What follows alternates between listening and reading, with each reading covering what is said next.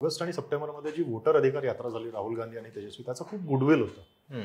आणि बॅकफुटवर जर तुम्ही बघितलं त्यावेळी तर नितीश कुमार होते. सो तिकीट वाटपामध्ये अर्धी निवडणूक काँग्रेस आणि आरजेडी हरले. म्हणजे इतक्या लेवलचं इग्नोर होतं की इलेक्शन एजंटला, कॅन्डिडेटच्या इलेक्शन एजंटला BLA आणि पोलिंग एजंट मधला फरक माहिती नव्हता. त्या जीविका दिदी ज्या आहेत कोऑर्डिनेटर्स, त्यांना सेल्फी अपलोड करायला सांगितलेले होते त्यांच्या सेल्फ हेल्प ग्रुपचे की आमचं मतदान आम्ही करून घेतलेलं आहे म्हणून. कम्युनिकेशन पॉईंट ऑफ व्ह्यूनी ही पहिली निवडणूक आहे जी एखादा मुख्यमंत्री जिंकला आणि त्यांनी एकही मीडिया बाईट दिलेली नाही.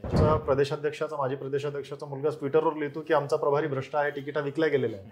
कुठला संदेश महागठबंधनच्या कार्यकर्त्यांना आणि काँग्रेसच्या कार्यकर्त्यांना जाईल? नितीश कुमारांना भाजपने हँडल करण्यापेक्षा नितीश कुमारांनी भाजपला हँडल केलेलं आहे. बिहारमध्ये तुम्हाला कुठेच हिंदू मुस्लिम दिसत नाही. काही यावेळी योगी आदित्यनाथ आले, बटेंगे गटेंगे त्यांनी तिथेही बोलले, एक है तो सेफ है. जे जदयू तोडण्याचा पूर्ण प्रयत्न भारतीय जनता पार्टी करेल आहे. बाकीच्या पक्षांना पहिला धडा, तुम्हाला या निवडणुका लढायला शिकायला लागतील. निवडणुका तुम्हाला सिरियसली घ्यायला लागेल. नमस्कार, मी प्रशांत कदम. बिहारच्या निवडणूक निकालाचा नेमका अर्थ काय, या निवडणूक निकालाचा राष्ट्रीय राजकारणावरती परिणाम कसा होणार आहे, या सगळ्याची चर्चा आता साहजिकच निकालानंतर सुरू झालेली आहे. एकतर ऑपरेशन सिंदूरनंतर झालेली ही पहिली निवडणूक होती. राहुल गांधींनी मतचोरीचा आरोप केल्यानंतरची पहिली निवडणूक होती. निवडणूक आयोगानं देशभरामध्ये मतदार याद्या पुन्हा करायला घेतलेल्या आहेत, पुनर्निरीक्षण करायला घेतलेलं आहे, त्याच्यानंतरची ही पहिली निवडणूक होती. आणि म्हणून या निवडणुकीचा जो निकाल आहे तो सर्वार्थानं महत्त्वाचा आहे.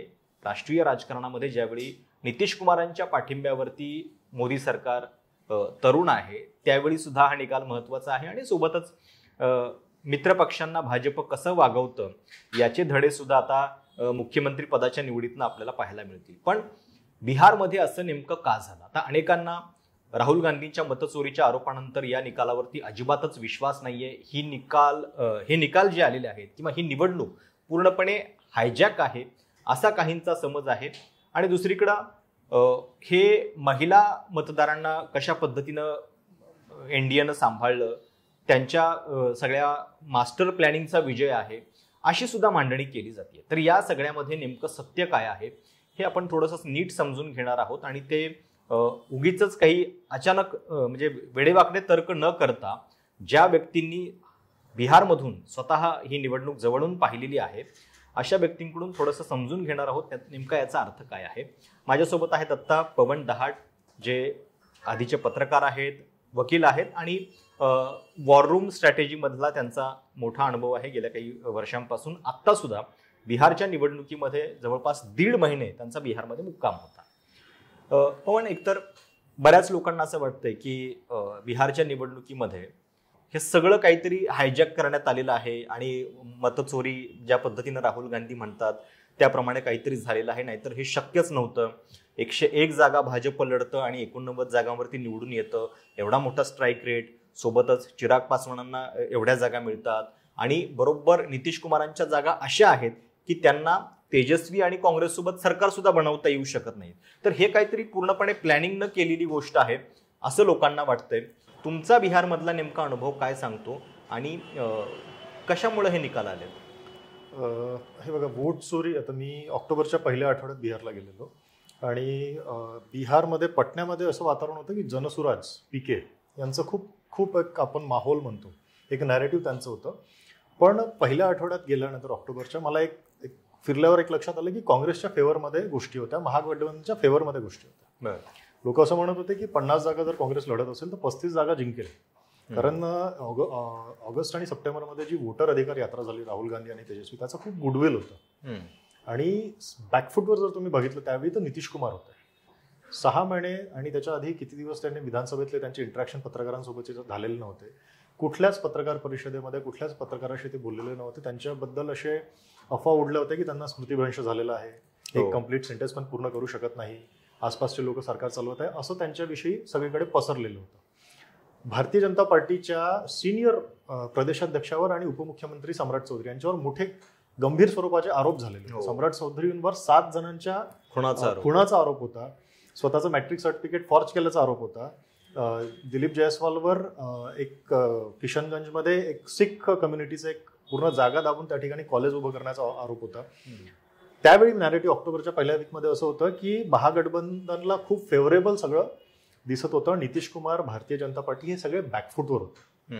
पण याचा सगळ्यात मोठं क्रेडिट होतं वोटर अधिकार यात्रेला. SIR नंतर ते वोटर अधिकार यात्रा झाली त्याच. पण हे जे गुडविल होतं हे निवडणूक डिक्लेअर झाली 6 तारखेला आणि 10 तारखेला नॉमिनेशन सुरू झालं आणि 17 तारखेला शेवटचा दिवस होता पहिल्या फेजसाठी. या 7 दिवसात जो महागठबंधनमध्ये राजद, काँग्रेस, VIP या सगळ्या पक्षांनी जो गोंधळ घातला, त्यामध्ये हे जेवढं काही गुडविल होतं ते सगळं त्यांचं निघून गेलं. आणि वोट चोरीचा जो आपण म्हणतोय तो मुद्दाच ग्राउंडवर कुठे नव्हता. तुम्ही नालंदामध्ये विचारा, बिहार शरीफमध्ये विचारा, तुम्ही भागलपूरमध्ये, कहलगावमध्ये, खगरियामध्ये, कुठेच लोकांनी असं म्हटलं नाही की या प्रक्रियेचा आम्हाला त्रास झाला. हा, म्हणजे हा पण मुद्दा आहेच की 60 लाख मतदारांची नावं वगळण्यात आलेली होती. पण जर इतक्या मोठ्या पद्धतीनं चुकीच्या लोकांची नावं वगळली असती तर त्याचं काहीतरी रिफ्लेक्शन ग्राउंडवरती दिसायला पाहिजे होतं. कोणीतरी आकांतांडव करायला पाहिजे होतं. ते नाही दिसलं. वाढलेलं मतदान आहे 9% जवळपास 66%. 1951 नंतरचं सर्वाधिक मतदान यावेळी झालेलं आहे. तर हा जो निकाल आहे याच्यामध्ये म्हणजे व्यवस्थेच्या बाजूने जे मुद्दे उपस्थित करण्यात आलेले होते ते तुम्हाला फारसे गांभीर्याचे वाटत नाही? हे बघा, निवडणूक एक पूर्ण प्रक्रिया असते. ती 15 दिवसाची प्रक्रिया नसते. ती कमीत कमी म्हणजे ज्यावेळी SIR डिक्लेअर झालं 24 जूनला त्यावेळी ती निवडणूक सुरू झाली. आता SIR आपल्याला माहिती पडतं की SIR चं नोटिफिकेशन आलं, बिहारमध्ये पार्लमेंटपर्यंत भांडणं झाले. SIR सोबत दुसरी एक प्रक्रिया असते EVMची. कुठल्याही निवडणुकीसाठी SIR सोबत एक सायलेंटली प्रक्रिया सुरू असते, FLC, त्याला फर्स्ट लेवल चेकिंग म्हणतात. म्हणजे एका जिल्ह्यामध्ये जवळपास 10,000 15,000 असे EVMs येतात. EVMची पण प्रक्रिया सुरू होते. तुम्ही मतदार याद्या SIR याच्याकडे लक्ष देतात, तुम्हाला EVM वरही लक्ष द्यायला लागतं. त्यावेळी EVM चेक होतात पूर्ण जिल्हा, प्रत्येक जिल्ह्यामध्ये कंपनीकडनं जिल्ह्याकडे जातात, डिस्ट्रिक्ट इलेक्शन कमिशनकडे, मग जिल्ह्यांमध्ये जातात. यावेळी तुम्हाला इन्व्हॉल्व्ह व्हायचं. निवडणूक सुरू व्हायला पाहिजे कमीत कमी SIR आणि FLCच्या लेवलला. महागठबंधनची निवडणूक कधी सुरू झाली? 10 तारखेला नॉमिनेशन सुरू झालं. 17 तारीख पहिल्या फेजची शेवटची डेट होती. काँग्रेसची पहिली यादी 16 तारखेला रात्री 11:07 आली. माझा फ्लॅट जो होता तिथे जे कॅन्डिडेट होते त्यांना नॉमिनेशनसाठी मदत पाहिजे. रात्रभर ते वाट पाहत होते की आम्हाला मिळणार आहे की नाही, आम्हाला ITR दाखवायचे आहे, आम्हाला फॉर्म 26 फाईल करायचा आहे. पूर्णपणे काँग्रेसचे जे उमेदवार होते किंवा इच्छुक होते त्यांना माहितीच नव्हतं काय होतं. बरं, याच्यामध्ये गोंधळ इतका होता प्रशांतजी की 23 तारखेला पहिली प्रेस कॉन्फरन्स झाली महागठबंधनची. 20 तारीख दुसऱ्या फेजसाठी शेवटची डेट होती नॉमिनेशन फाईल करण्याची. लालू प्रसाद यादवांनी एक 13 की 14 तारखेला 50 बी फॉर्म वाटून दिले. तेजस्वी यादव दिल्लीवरनं पटण्याला आले आणि त्यांनी सगळ्यांना रागारागाने फोन करून मागितले की नाही, हे बी फॉर्म परत करा. इतका गोंधळ होता की अलीनगर नावाची एक विधानसभा आहे दरभंगा जिल्ह्यामध्ये, तिथे एकाच उमेदवाराने 2 महागठबंधनच्या तिथूनच लढत होती ना अलीनगर मधून. तर तिथे जो एक उमेदवार होता त्याला 2 बी फॉर्म गेले आणि त्यांनी दोन्ही VIPच्या बी फॉर्मवर त्यांनी नॉमिनेशन फाईल केलं आणि राजदच्या बी फॉर्मवर नॉमिनेशन फाईल केलं. इतका गोंधळ होता. काँग्रेसचा गोंधळ तर तुम्ही सोडूनच द्या. ह्या सगळ्या गोंधळामध्ये जे झालं तो जनतेला एक चुकीचा मेसेज गेला की एकीकडे Nitish Kumar BJP sort out करून निवडणूक लढत आहेत आणि एकीकडे महागठबंधन, जिथे गोंधळ इतका होता की काँग्रेसच्या प्रभारीला मारायला लोक काँग्रेसचेच कार्यकर्ते एअरपोर्टला गेलेले आणि ते सगळे दृश्य सगळीकडे जे बिहार निवडणुकीचे प्रभारी होते आणि त्यांना अचानक निवडणुकीच्या आधी नियुक्त केलेलं होतं. त्यांना बिहार पण नीट माहिती आहे की नाही, म्हणजे कर्नाटक मधून आलेले होते. ज्या व्यक्तीला बिहार फारसा माहिती नाहीये अशा व्यक्तीला जबाबदारी देण्यात आलेली होती आणि युथ काँग्रेसपासून ते राहुल गांधीच्या जवळचे, त्याच्यामुळं बराच तिथं गोळ जो आहे तो झालेला होता. पण म्हणजे आता मी काल जी विश्लेषणं बघत होतो, अजित अंजुम की यासारख्या ज्येष्ठ पत्रकारानं स्वतः जाऊन SIR बद्दलचं ग्राउंड रिपोर्टिंग केलं, त्यांना त्या संदर्भात FIR सुद्धा झेलाव्या लागल्या. त्यांचं स्वतःचं म्हणणं असं होतं की निवडणुकीमध्ये SIRचा मुद्दा जो आहे तो काही लोकांच्या पर्यंत पोहोचलेला नव्हता, तो घोळ जो आहे त्याच्याबद्दल लोक काही फार सिरियस नव्हते. दुसरीकडं एक दिसतंय की आता तुम्ही ज्या गोष्टी सांगताय त्याच्यातून की निवडणुकीमध्ये तंत्राच्या बाबतीत अशा पद्धतीनं काही छेडछाड कदाचित झाली पण असेल, त्याचा वापर भाजप करत पण असेल, पण याच्यासोबत या ज्या चुका आहेत त्या पण दुर्लक्षित करून चालणार नाही ज्या महागठबंधनने केलेल्या आहेत. कारण आपल्याकडे महाराष्ट्रामध्ये पण आपण बघत होतो विधानसभा निवडणुकीच्या वेळी आमचा मुख्यमंत्री का तुमचा मुख्यमंत्री याच्यामध्ये बऱ्याच चांगल्या ठिकाणी तिकीट वाटप जे आहे ते चुकलेलं होतं. तर तुम्हाला पण तिथं तेच दिसतंय. तिकीट वाटपाचं असं एखादं उदाहरण तुम्ही सांगू शकाल? हे बघा, कुमरा नावाचा मतदारसंघ आहे पाटण्यामध्ये. तिथे भारतीय जनता पार्टीचा जो कॉर्पोरेटर होता तो एक आठवड्या आधी काँग्रेसमध्ये आलेला, त्याला तुम्ही तिकीट दिलेलं. पूर्वी चंपारण्यमध्ये एका RSSच्या ऑफिस बिअररला, जो सगळ्यांना माहिती होतं RSSचा माणूस आहे, त्याला तुम्ही तिकीट दिलेलं. तिकीट वाटपानंतर तारिक अनवर जे सिनियर काँग्रेस लीडर आहे त्यांनी ट्विट करून लिहिलेलं की 113 मताने हरलेल्या माणसाला तुम्ही तिकीट नाकारलंय आणि 33,000 जो हरलाय मागच्या निवडणुकीत त्याला तुम्ही तिकीट दिलेलं आहे. खगरिया घ्या, खगरियामधनं जो छत्रपती यादव नावाचा आमदार होता, एकमात्र सिटिंग यादव MLA, त्याचं तिकीट कापलं गेलं. बरं, तो असंही नाही की तो 60 वर्षाचा होता, 65 वर्षाचा होता, 40 वर्षाचा पोरगा, तो चांगल्या लीडने निवडून आला, त्याचं तिकीट कापलं गेलं आणि बाजूच्या सीटवरनं जो कॅन्डिडेट मागच्या वेळी हरला त्याला खगरियामधनं निवडून उभं केलं गेलं. सो तिकीट वाटपामध्ये अर्धी निवडणूक काँग्रेस आणि RJD हरलं, ते झालं. त्यानंतर येतात कुठल्याही निवडणुकीमध्ये प्रशांतजी, एक तर नॅरेटिव्ह, तुमचा मेसेज काय आहे ते, आणि दुसरी असते व्यवस्था.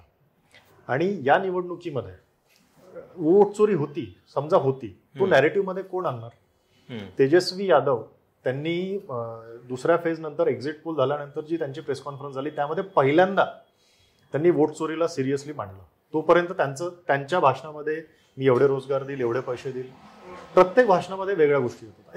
एक सिस्टमॅटिक नॅरेटिव्ह आपण जे म्हणतो ते मिसिंग होतं. आणि याचं कारण होतं प्रशांत किशोरनी पूर्ण ज्या पद्धतीने त्यांनी नितीश कुमारांवर आक्रमण केलं. ते सांगायचे की नितीश कुमार 14 नोव्हेंबर नंतर मुख्यमंत्री असणार नाहीत. ते म्हणायचे की जदयूच्या 25-26 जागापेक्षा जागा येणार नाही, ते लिहून देत होते. आणि त्यांनी सम्राट चौधरीवर मर्डर्सचे आरोप लावले, त्यांनी दिलीप जयस्वालवर जागा हडपण्याचे आरोप लावले. याच्यामुळे महागठबंधनचा जो नॅरेटिव्ह होता तो प्रशांत किशोरांनी हायजॅक केलेला. पण तुमचा नॅरेटिव्ह कोणी हायजॅक करताय, तुम्ही काय करताय? बरोबर, पूर्णपणे नॅरेटिव्ह यांचा बिघडलेला, हायजॅक झालेला. आता ठीक आहे, नॅरेटिव्ह तुमचा हायजॅक झालेला, पण व्यवस्थेच्या बळावर तुम्ही निवडणूक लढू शकता. या निवडणुकीत मला पर्सनली, मी तुम्हाला 15 दिवस आधीच सांगितलेलं की ही निवडणूक कदाचित भाजप आणि जदयूकडे जाते. माझा पर्सनली अंदाज होता 150 ते 170 जागा NDAला मिळतील. पण ह्या ज्या बाकीच्या जागा आलेल्या, काय असतं, निवडणुकीच्या दिवशी 8:30ला EVMची काउंटिंग सुरू होते. प्रत्येक ऑन अन ॲव्हरेज 25 ते 26 राऊंड होतात. 3 राऊंडमध्ये निवडणूक ठरत नाही. बरोबर, प्रचंड स्लो, कारण नाही माहिती मला, पण प्रचंड स्लो काउंटिंग झालेलं. 11 वाजेपर्यंत 3-3, 4-4, आणि समजा 11, मला वाटतं 10:30-11ला सगळ्या चॅनलने दाखवून दिलेलं की 200च्या वर जागा. केवळ कलावरती सगळं विश्लेषण जे आहे ते सुरू झालेलं होतं. म्हणजे काल मी इलेक्शन कमिशनची वेबसाईट बघत होतो, 4 वाजता 243 पैकी फक्त 6 जागांचे निकाल जाहीर झालेले होते. आणि याचा एक फायदा काय होतो की म्हणजे यांचंच सरकार येतंय हा मेसेज एक ब्युरोक्रेसीपर्यंत, सगळ्या व्यवस्थेपर्यंत पोहोचतो. TV चॅनलवरती सगळा जल्लोष सुरू होतो वगैरे, आणि त्याच्यामधून मग तुम्हाला काही ठिकाणी व्यवस्था तुमच्या हातामध्ये किंवा त्याची पकड जी आहे ती मजबूत करायला संधी मिळते. मी असं म्हणत नाहीये की केवळ त्या आधारेच सरकार बनतं, पण किमान काही ठिकाणी काही जागांवरती तर हे होत असेल. तुम्हाला व्यवस्था मी समजावून सांगतो. समजा 11 वाजता निवडणूक डिक्लेअर झाली की 200 सीट, जे महाराष्ट्रात झालं होतं की एक 11, 11:30ला 200 क्रॉस करत आहेत, असं झालं होतं. त्यावेळी काउंटिंग एजंट जे असतात ना विरोधी पक्षांचे, ते डिमोरलाइज होतात. बिहारमध्ये तेच झालेलं, ते डिमोरलाइज झाले. 12 वाजता त्यांनी काउंटिंग सेंटर सोडले. त्यावेळी 15 ते 20 सोडले. 12 वाजता काउंटिंग सेंटर महाराष्ट्रात तेच झालेलं. आणि मग जे 20 राऊंड असतात, बरं, बिहारमध्ये प्रशासनिक दहशतवाद नावाचा एक खूप मोठा मुद्दा होता, जो ऑपोजिशनने कुठल्याच रॅलीमध्ये ना राहुल गांधींनी घेतला, ना तेजस्वी यादवांनी घेतला, ना कुणी घेतलेला. म्हणजे प्रशासनात कुठलंही काम पैसे दिल्याशिवाय होत नाही, आणि IAS ऑफिसर, IPS ऑफिसर तिथले जिल्हे चालवतात. आणि यावेळी जदयूची पूर्ण निवडणूक IAS IPS ऑफिसर ब्युरोक्रेसीने लढलेली. अशा परिस्थितीमध्ये जर 12 वाजता तुमचे काउंटिंग एजंट 15 ते 20 राऊंड सोडत आहेत, तर हे जे 170 पासून डायरेक्ट हा जो तुम्हाला 200चा आकडा दिसतोय ना, 29 सीटवर 5,000च्या खाली मार्जिनने निर्णय लागलेला आहे, खूप इझिली. पक्ष या सगळ्या व्यवस्थेबद्दल प्रश्न निर्माण करतात, ते याच्याबद्दलची काळजी घेत नाहीत का? आपल्या पॉलिटिकल काउंटिंग एजंट्सना सांगणं की बाबा तुम्ही शेवटपर्यंत तिथं थांबायचं, याच्याबद्दलचं एक साधं ट्रेनिंग घेऊ शकत नाहीत का? किंवा SIR बद्दलचे इतके मुद्दे तुमच्या डोळ्यादेखत SIR होते, तुम्हाला त्याच्याबद्दलचे प्रश्न पडत नाहीयेत का? त्याच्याबद्दलच्या त्रुटी तुम्ही वेळेत उपस्थित करत नाही का? हे बघा, 17 तारखेला नॉमिनेशन फाईल झालं, 16 तारखेला पहिली यादी आली काँग्रेसची, आणि 21 तारखेला फायनल यादी त्यांनी डिक्लेअर केलेली आहे. पहिली निवडणूक होती 6 नोव्हेंबरला, 4 नोव्हेंबरला प्रचार संपणार होता. दुसरी निवडणूक होती 11 नोव्हेंबरला, 9 नोव्हेंबरला प्रचार संपणार होता.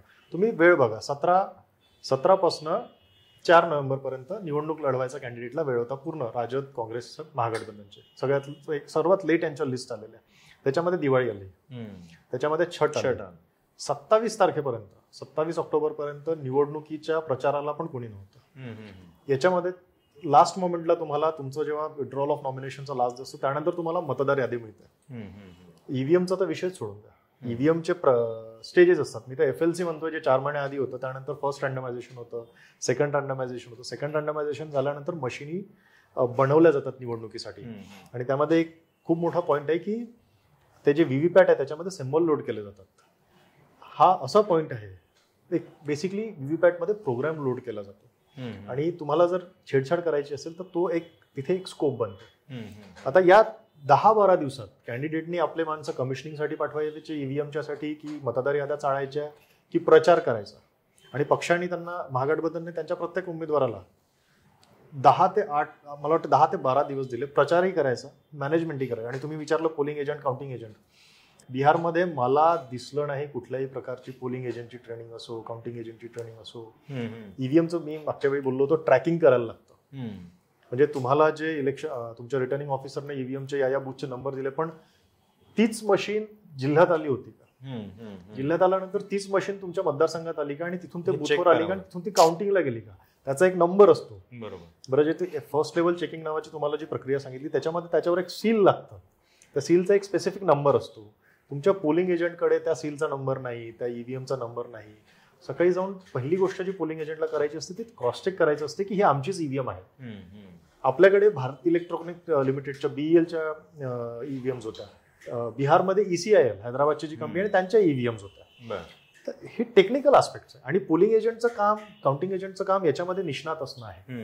नाहीतर निवडणूक जी व्यवस्था आपण म्हणतोय, तुम्ही जर यात निष्णात नाही पण तुम्ही ऍटलिस्ट अवेअर नाही आहात, ही व्यवस्था तुम्हाला 2-3 राऊंडमध्ये खूप इझिली तुम्हाला कुठली निवडणूक हरवली जाऊ शकते. आणि ते दिसलंय. मी सांगितलं ना 150 ते 170 मला वाटत होतं. तर बाकीचे जे आले ते व्यवस्थेने आलेले आकडे. बरं, पण आता वॉर रूम स्ट्रॅटेजीसाठी तुम्ही तिथं गेलेला होतात आणि मला वाटतं JDUच्या काही उमेदवारांची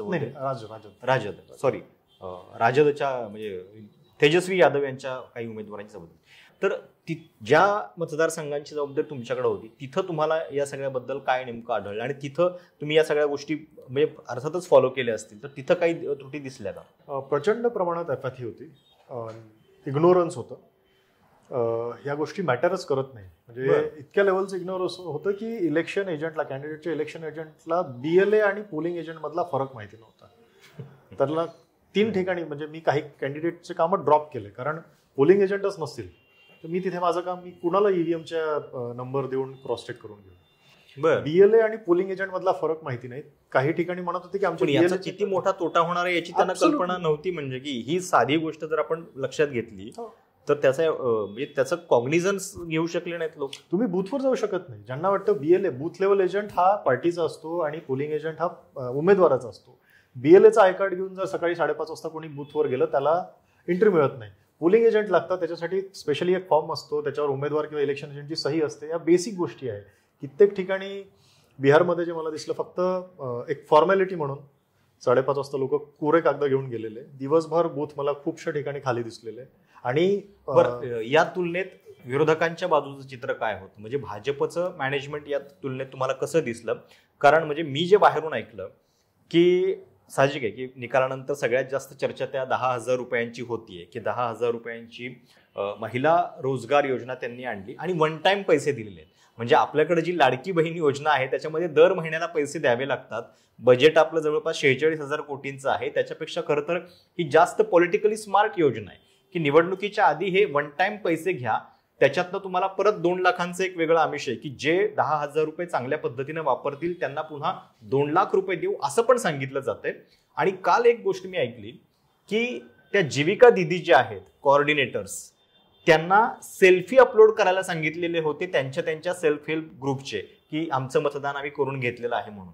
तर खरोखर इतकी तयारी, म्हणजे आपण पैसे देतोय तर ते कसे वसूल करायचे याच्याबद्दल पण काळजी घेतली गेलेली होती. याच्यामध्ये बघा ही तयारी होतीच, पण याच्यामध्ये सगळ्यात मोठा फॅक्टर या निवडणुकीमध्ये जो दिसलाय, नितीश कुमार आणि नितीश कुमारांनी ज्या पद्धतीने सायलेंटली ही निवडणूक लढवली, तुम्ही जे जीविका दिदी किंवा मुख्यमंत्री महिला रोजगार योजनेचे जे सांगितलं 10,000 रुपये गेलेले, महाराष्ट्रामध्ये आपण कॅश दिलेली, पण ही जी योजना आहे ही एम्पॉवरमेंटची योजना आहे. त्या 10,000 त्यांना खूपशा ठिकाणी छोटे मोठे शॉप्स लावलेले आणि त्यांनी तो प्रोग्राम पुढे नेऊन त्याच्यावर त्यांना 2 लाख रुपये मिळणार आहे. आणि हे आताच नाहीये, नितीश कुमार जेव्हापासून मुख्यमंत्री झाले, पहिल्यांदा सायकल देणं असो, 50% पंचायतीमध्ये रिझर्वेशन लागणं असो, 35% जॉब्समध्ये रिझर्वेशन लागणं, दारूबंदी असो, त्यांनी महिलांना एम्पॉवर केलेलं आहे. तुम्ही बिहारच्या छोट्या छोट्या गावात जर सकाळी गेले, तुम्हाला शाळेचे पोशाख घालून छोट्या छोट्या मुली, जे 10 वर्षाआधी नव्हतं, त्या मुली तुम्हाला शाळेत जाताना दिसतात पुस्तकं हातात घेऊन. म्हणजे मी भवानीपूरला किंवा मग हिल्सा किंवा इस्लामपूरला छोट्या छोट्या गावामध्ये जिथे अजूनही रोड्स नाही आहेत, तिथे पण मुली शाळेचे गणवेश घालून सकाळी, छोट्या मुली असो मोठ्या मुली असो, पुस्तकं हातात घेऊन मुले दिसतात तुम्हाला. हा चेंज नितीश कुमारांनी आणलेला आहे. ही जी महिलांची एम्पॉवरमेंट त्यांनी केलेली आहे, कटिंग अक्रॉस कास्ट लाईन. दुसरं असं, या निवडणुकीमध्ये नितीश कुमारांवर आरोप झाले की त्यांना स्मृतीभ्रंश आहे, त्यांचं सरकार कोणीतरी दुसरं चालवतंय, हे जे आरोप झाले चाललंय हे कळतंय की नाही इथपासून. एक कम्युनिकेशन पॉईंट ऑफ व्ह्यूनी ही पहिली निवडणूक आहे जी एखादा मुख्यमंत्री जिंकलाय आणि त्यांनी एकही मीडिया बाईट दिलेली नाहीये. जेव्हा मॅनिफेस्टो लॉन्च झाला एनडीएचा, 56 second chief minister Nitish Kumar आले आणि 56 सेकंदात निघून गेले. पण यांनी काय झालं, हा त्यांचा जो कल्टिवेटेड 20 वर्षाचा महिला वर्ग होता, यांना एक मेसेज गेलेला आहे, एक सिंपथी क्रिएट झाली आणि ते कन्सॉलिडेशन झालंय. 8.2% पुरुषांपेक्षा जास्त जे मतदान झालेलं आहे ते नितीश कुमारांसाठी झालेलं आहे. ही भारतीय जनता पार्टीचा जरी स्ट्राईक रेट चांगला असला तरी हे जे मतदान झालेलं आहे हे नितीश कुमारांसाठी झालेलं आहे. ही बाब महत्वाची आहे, कारण मागच्या निवडणुकीच्या वेळी चिराग पासवान एक तर दुसऱ्या बाजूला होते, ते यांच्याकडे नव्हते, त्यामुळे पण जेडीयूच्या जागा कमी झाल्या. आणि आता सुद्धा निकालामध्ये म्हणजे भाजप 89 आणि नितीश कुमार 84, मला 84 की 85, 4 जागांचा फरक आहे. म्हणजे मागच्या तुलनेमध्ये जवळपास 40% जागा त्यांच्या वाढलेल्या दिसत आहेत. आणि हा परफॉर्मन्स जो आहे यावेळचा तो नितीश कुमारांचा आहे, म्हणून सुद्धा मुख्यमंत्री पदासाठी कदाचित ते इतक्या सहजपणे भाजप त्यांना डावलू शकणार नाहीये. पण थोडंसं पुन्हा एकदा काँग्रेसकडे येऊयात आपण. राहुल गांधींनी 7 ऑगस्टला पत्रकार परिषद घेतली, मग वोट अधिकार यात्रा, तुम्ही म्हणताय की त्याला प्रतिसाद पण चांगला मिळालेला होता. मग नंतर राहुल गांधी प्रचारातून गायब का झाले, म्हणजे त्यांचा प्रचार तिथं कमी पडला का, काय नेमकं झालं तिथं? निवडणुकीचा जो शेड्यूल असतो ना प्रशांतजी, निवडणूक डिक्लेअर झाली 6 ऑक्टोबरला, 10 ते 17 आणि 10 ते 20, 14 ते 20 हा नॉमिनेशनचा पिरियड असतो, याच्यामध्ये प्रचार होत नाही. तर राहुल गांधींनी आधी त्यांचं जे काम होतं, एक नॅरेटिव्ह सेट करणं, एक वातावरण बनवणं, ते त्यांनी खूप छान पद्धतीने केलेलं आहे. त्यानंतर काम होतं राज्याचे प्रभारी, राज्याचे प्रदेशाध्यक्ष, राज्याचे लोकल नेते, त्यांचं काम होतं ते जे त्यांनी जे मोमेंटम बनवलंय त्याला सस्टेन ठेवणं, नॉमिनेशन होताना चांगले उमेदवार देणं आणि त्या सगळ्या गोष्टी. पण 10 तारखेनंतर ज्या काही गोष्टी झाल्या, 10 ते 26 ऑक्टोबरपर्यंत, तुमच्या प्रभारीवर जर काँग्रेसचेच कार्यकर्ते त्याची गाडी थांबवून त्याला म्हणत आहे की तू RSSचा एजंट आहे, तू भ्रष्ट माणूस आहे, तुमचा प्रदेशाध्यक्षाचा, माजी प्रदेशाध्यक्षाचा मुलगा ट्विटरवर लिहितो की आमचा प्रभारी भ्रष्ट आहे, तिकिटा विकल्या गेलेल्या आहे, कुठला संदेश महागठबंधनच्या कार्यकर्त्यांना आणि काँग्रेसच्या कार्यकर्त्यांना जाईल? लालू यादव तिकिटा देतात आहे, तेजस्वी यादव तिकिटा परत घेतात आहे, या गोंधळामध्ये जो मेसेज गेलेला आहे. आणि दुसरीकडे एनडीएमध्ये वाद नव्हते अशातला भाग नाही. चिराग पासवानला 29 सीट्स दिल्या आणि काही सीट्स दिल्यानंतर नितीश खूप फ्युरियस झाले होते, प्रचंड रागात होते. पण ते सगळं विनोद तावडे आले तिथे, सगळं शांतपणे शमवलं गेलं. आणि तो एक मेसेज जनतेत गेला की इथे एक अलायन्स आहे, नितीश सारखा नेता आहे जे शांतपणे कोऑर्डिनेशनने निवडणूक लढवत आहे. आणि दुसरीकडे गोंधळ जो अक्षरशः रस्त्यावर आलेला आहे. तर अशामध्ये जनतेने तो मेसेज घेतला आणि त्यांनी नितीश कुमारांच्या साईडने मतदान केलं. पण नितीश कुमारांच्या बद्दल म्हणजे आता जेव्हा आपण त्यांच्या या सगळ्या आजाराची चर्चा करतो, खरं तर त्यांचं वय 74 आहे, म्हणजे मोदींच्या पेक्षा 1 वर्षानं ते लहान आहेत. पण तरी सुद्धा म्हणजे राजकारणामध्ये खरं तर 75 काय फार आपल्याकडं वय मानलं पण जात नाही, त्याच्यानंतर सुद्धा नेते क्रीजवरती टिकून असतात. पण अशा परिस्थितीमध्ये जेव्हा ते काम करतायत तेव्हा जेडीयू पक्षाचं नेमकं भवितव्य काय, हा पण अनेकांच्या मनामध्ये प्रश्न येतो की भाजपचं लक्ष त्या पक्षावरती, पक्षाच्या सगळ्या वोट बँकेवरती पण असेल. म्हणजे आत्ता जे काही केलं जाईल, नितीश कुमारांना जर मुख्यमंत्री पदापासून दूर करायचं असेल तर ते सन्मानजनक पद्धतीनंच केलं जाईल, त्याची काहीतरी स्क्रिप्ट अशी रचली जाईल की ते म्हणजे त्यांच्या बाबतीत अन्याय झालेला आहे असं तर भाजप दाखवणार नाही. तर त्या दृष्टीनं तुम्हाला या निवडणुकीमध्ये काय जाणवलं, नितीश कुमारांना भाजपनं कसं हँडल केलं एक मित्रपक्ष म्हणून? मी म्हणेल नितीश कुमारांना भाजपने हँडल करण्यापेक्षा नितीश कुमारांनी भाजपला हँडल केलेलं आहे. बरं. मी परत एकदा सांगतो, भारतीय जनता पार्टीच्या हा जो इतका स्ट्राईक रेट आलेला आहे, 89 जागा आलेल्या आहेत, त्याच्यामध्ये भारतीय जनता पार्टी किंवा प्राईम मिनिस्टर मोदीपेक्षा नितीश कुमारांचं गुडविल आणि त्यांच्या फेवरमध्ये झालेलं महिलांचं आणि युथचं ओव्हरऑल जे कन्सॉलिडेशन आहे ईबीसीचं ते आहे. हे बघा, नितीश कुमार आणि मागचे तुम्ही जर 15 वर्ष नितीश कुमारांचं सरकार, त्याच्या आधी 15 वर्ष लालू प्रसाद यादवचं सरकार, याच्यामध्ये बिहारमध्ये 2 चेंजेस झालेले आहेत. लालू प्रसाद यादवांनी एक वेळ अशी होती की बिहारमध्ये एक शब्द चालतो की ते म्हणतात नाही ये बूथ पे आते हैं. म्हणजे 2015च्या निवडणुकीमध्ये आम्हाला एक नाही वो बूथ पे आते हैं, म्हणजे एखादी कम्युनिटी बूथवर येते, याच्यावरनं त्या कम्युनिटीचं पॉलिटिकल कळतं. म्हणजे त्यावेळी असं होतं, लालू प्रसाद यायच्या आधी लोकांच्या हातात जायला जायचे ते शाही फोटो पाहून. असं लालू प्रसादांनी तो एक खूप मोठा वर्ग एम्पॉवर केला आणि त्यानंतर ते सोशल जस्टिसचं काम होतं, एक काही पॉकेट्स बॅकवर्ड. त्यानंतर पुढचे 15 वर्ष नितीश कुमारांनी महिलांना एम्पॉवर केलं. म्हणजे 15 वर्षाआधी तुम्हाला इतकं शैक्षणिक प्रगती महिलांची दिसत नव्हती, तर नितीश कुमार आणि लालू प्रसाद कुठेतरी एकमेकांना कॉम्प्लिमेंटरी होते, म्हणून त्यांना सोबत काम करायला कधी असं जड गेलेलं नाही. बरोबर. आता तुम्ही नितीश कुमारांचं राजकारण बघितलं आणि भारतीय जनता पार्टीचं ओव्हरऑल तुम्ही राजकारण बघितलं, हिंदी बेल्टमध्ये बिहार एकच असं राज्य आहे इथे आतापर्यंत भारतीय जनता पार्टीचा मुख्यमंत्री बसलेला आहे. दुसरं एक उत्तर प्रदेशला लागून आहे, बक्सर क्रॉस केलं की बलिया येतं आणि बलिया आलं की तुम्हाला कम्युनल हिंदू मुस्लिम दिसतं. बिहारमध्ये तुम्हाला कुठेच हिंदू मुस्लिम दिसत नाही. काही यावेळी योगी आदित्यनाथ आले, बटेंगे गटेंगे त्यांनी तिथे बोलले, एक है तो सेफ है, तो फॅक्टर चाललेला नाही. नितीश कुमारांनी कम्युनल पॉलिटिक्स इथे कधीच अलाव केलेलं नाही. एक असं म्हणतात की नितीश कुमारांनी आरजेडीला, लालू प्रसाद यादव फॅमिलीला कुठेतरी रिलिव्हंट ठेवलेलं आहे, कारण यादव, लालू प्रसाद आणि आरजेडी संपली आणि यादव जो मतदार आहे तो जर बीजेपीकडे गेला तर बीजेपी बिहार कॅप्चर करेल आणि मग बिहारचं युपी होईल. तर नितीश कुमारांनी या निवडणुकीमध्ये सगळ्यांना प्रॉपरली ऍडजस्ट केलं. पण इथून पुढे तब्येत, त्यांची प्रकृती हा चिंतेचा विषय आहे. पण मी असं ऐकलंय की त्यांचा मुलगा निशांत हा कुठेतरी आता राजकारणामध्ये सक्रिय होईल. हा धोका आहे. भारतीय जनता पार्टी ऑलरेडी, मला वाटतं विनोद तावडेंचं स्टेटमेंट आलेलं आहे की आता सगळेजण मिळून मुख्यमंत्री डिसाईड, तुम्ही नितीश कुमारांमुळे तुम्हाला सीट्स मिळाल्यात आणि तुम्ही त्यांनाच सांगताय की आम्ही सगळेजण मिळून. पण काल एक इंटरेस्टिंग गोष्ट घडलेली होती की जेडीयूनं त्यांच्या अधिकृत ट्विटर हँडलवरून पहिल्यांदा एक ट्विट केलेलं होतं, ज्याच्यामध्ये नितीश कुमारांचा, म्हणजे नितीश कुमार बिहार मतलब नितीश कुमार असं काहीतरी एक फोटो होता आणि नितीश कुमार ही मुख्यमंत्री थे है और रहेंगे, पण ते लगेचच डिलीट झालं. ऍब्सोल्युटली. कुठल्या दबावामुळे डिलीट करावं लागलं? हे बघा, जनता दल युनायटेड मध्ये 2 लोक आहेत, त्यांचे वर्किंग प्रेसिडेंट संजय झा आणि ललन सिंग. हे पब्लिक नॉलेज आहे की हे दोघंही बीजेपीचे. कितीतरी या निवडणुकीच्या दरम्यानच्या मीटिंग अशा होत्या ज्यामध्ये या दोघांना नितीश कुमारांनी साईडला ठेवलेलं आहे. जदयू तोडण्याचा पूर्ण प्रयत्न भारतीय जनता पार्टी करेल आहे. भारतीय जनता पार्टीचं जे ओव्हरऑल त्यांचं मेकॅनिझम आहे तो प्रयत्न होणारच आहे. त्यामुळे आता इथून पुढे कधी ते करतात असं नाही आहे की ते करतील की नाही करतील. It's not about if, it's about Wien. वर्षभरात करतील त्याच्या. आणि याला नितीश कुमार कशा प्रकारे सामोरे जातात की शांतपणे. म्हणजे या निकालामधली अजून एक गमतीशीर गोष्ट मला, म्हणजे जसं महाराष्ट्राच्या बाबतीत झालं की एकनाथ शिंदेंना इकडं तिकडं करण्याचा काही चान्सच नाहीये, म्हणजे ते महाविकास आघाडीसोबत सरकार बनू शकतील अशी सुतराम शक्यता आकड्यांमध्ये नाहीये. बिहारमध्ये पण तेच आहे की नितीश कुमार तेजस्वी आणि काँग्रेस सोबत जाऊन काही इकडे तिकडे करू शकतील अशी संधीच निकालानं ठेवलेली नाहीये. तर हे एवढं कसं काय परफेक्ट झालेलं आहे? ते कन्सोलिडेट, मी तुम्हाला सांगितलं ना, 150 ते 170 सीट्स त्यांच्या येत होत्या.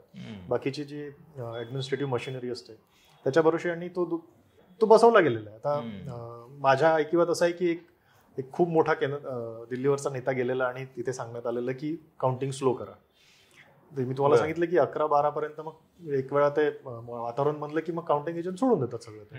तर ती गोष्ट तिथे झालेली आहे. त्या माध्यमातून ती व्यवस्था जी आपण म्हणतो, मी तुम्हाला सांगितलं ना, तुमच्याकडे जर पोलिंग एजंट नाही, तुमच्याकडे काउंटिंग एजंट नाही आहे, तुमच्या काउंटिंग एजंटकडे मशीन तुमच्या पुढे उघडली, ती मशीन उघडल्यावर त्यामध्ये झालेलं मतदान तुमच्याकडे ऑलरेडी तुमच्याकडे नाही आहे, 17 सीचे आकडे तुमच्याकडे नाही आहेत, किंवा त्या मशीनचा जो नंबर आहे, त्या मशीनवर लागलेलं सील जे आहे ते तेच सील आहे का, त्या सीलचा नंबर तुमच्याकडे नसेल तर त्या मशीनसोबत काय झालं तुम्हाला कसं कळणार आहे? बरोबर. आणि मशीनच्या बाबतीत जेव्हा बोलतात, मशीनपेक्षा मशिनरी, ऍडमिनिस्ट्रेटिव्ह मशिनरी, मला मशीन हॅक करण्यासाठी ती मशिनरी लागते. आणि बिहारमधली पूर्ण जी निवडणूक आहे ती प्रशासनाने, स्पेशली जनता दल युनायटेडच्या सोबत लढलेलेच, पण जेवढं माझ्या ऐकिवात आहे भागलपूरच्या आसपासचे जे जिल्हे होते तिथे स्पेशल इन्स्ट्रक्शन्स होते की काउंटिंग स्लो करायची आणि हे कन्सॉलिडेशनची मी सांगतो 35 ते 40 जागांचं कन्सॉलिडेशन हे या व्यवस्थेतनं झालेलं आहे. बरं, पण मग आता थोडंसं मुलाखतीच्या शेवटाकडे, या निवडणुकीनं दिलेले 5 मोठे धडे तुम्हाला काय वाटत आहेत? म्हणजे विरोधक या सगळ्या व्यवस्थेशी लढतायत, त्यांच्यावरती आरोप करतायत, अशा पद्धतीनं जर निकाल येत राहिले तर मग त्यांनी निवडणुका लढायच्या की नाही? काय तुम्हाला या सगळ्यातले म्हणजे 4-5 मुद्दे असे दिसत आहेत की जे या निकालानं हे बघा, हे या मॉडर्न निवडणुका आहेत. आपण आता बॅलेट पेपरवर निवडणुका लढत नाही. ईव्हीएम जे आता रिसेंटली मॅन्युफॅक्चर झालेलं ईव्हीएमचं M3 ईव्हीएम आलेलं आहे. 2000 साली जे ईव्हीएम वापरलं जात होतं ते M1 ईव्हीएम होतं, मग M2 आला, तर M3 ईव्हीएम आलेलं, थर्ड जनरेशन लेटेस्ट ईव्हीएम आलेलं आहे. आणि मॉडर्न निवडणूक आहे, तुम्हाला सगळं अवेलेबल असतं. तुम्हाला पूर्ण डाटा इलेक्शन कमिशनच्या वेबसाईटवर तुम्ही बघितलं, तुम्हाला सगळे आकडे दिसतात कुठल्या सीटवर काय चालवलं आहे.